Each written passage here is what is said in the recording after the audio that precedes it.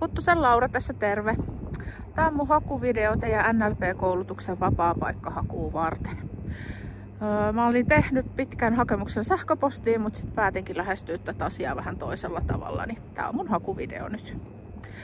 Olen siis 42, asun Vantaalla, on 3 teinin lähivanhempi. Luonteeltani on aika luova. Se näkyy ajatuksen ja toiminnan tasolla.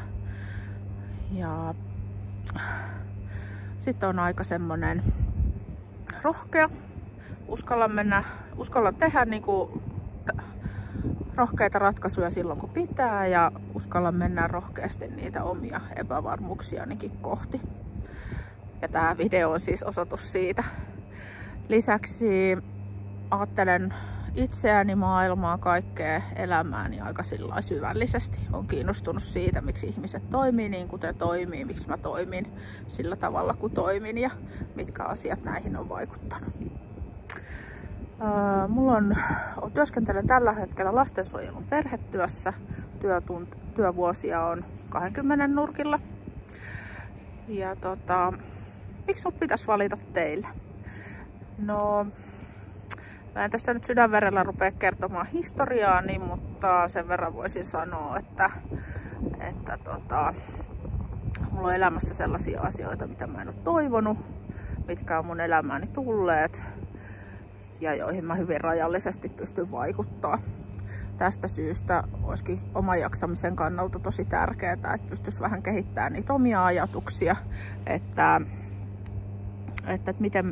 mitä mä oman ajatuksen tasolla pystyn tekemään ja onko todellakin niin, että mä en pysty niihin millään tavalla vaikuttaa.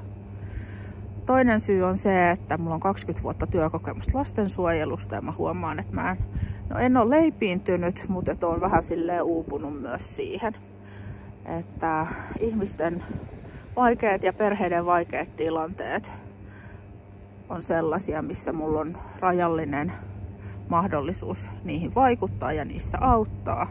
Tarvisinkin vähän ehkä lisää boostia siihen omaan ajatteluun, kun se on niin hirveän tärkeää, miten oma rekisteri toimii.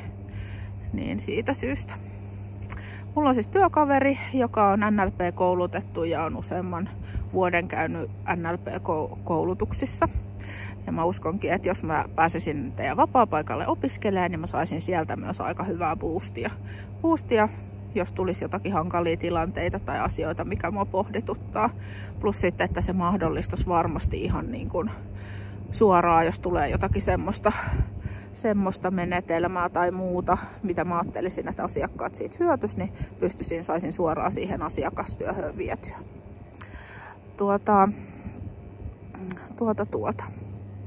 Hei, tässä on mun hakuvideo. Toivon, että kuulen teistä pian. Olisin tosi halukas tai innostunut jotenkin. Tai sanotaanko näin, että mulla olisi hyvät valmiudet hyötyä teidän koulutuksesta.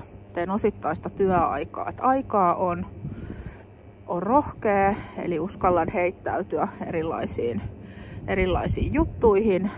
Plus taloudellista mahdollisuutta. Taloustilanteeni on tiukka, niin muussa tapauksessa ei teidän koulutukseen ole mahdollisuutta tulla. Toivon kuulevani pian teistä. Olisi ihanaa päästä tähän koulutukseen ja uskoisin, että se monella tavalla vaikuttaisi mun hyvinvointiin, jaksamiseen, ihan suoraan itseeni, mutta monella tavalla myös muihin. Kiitoksia. Hei!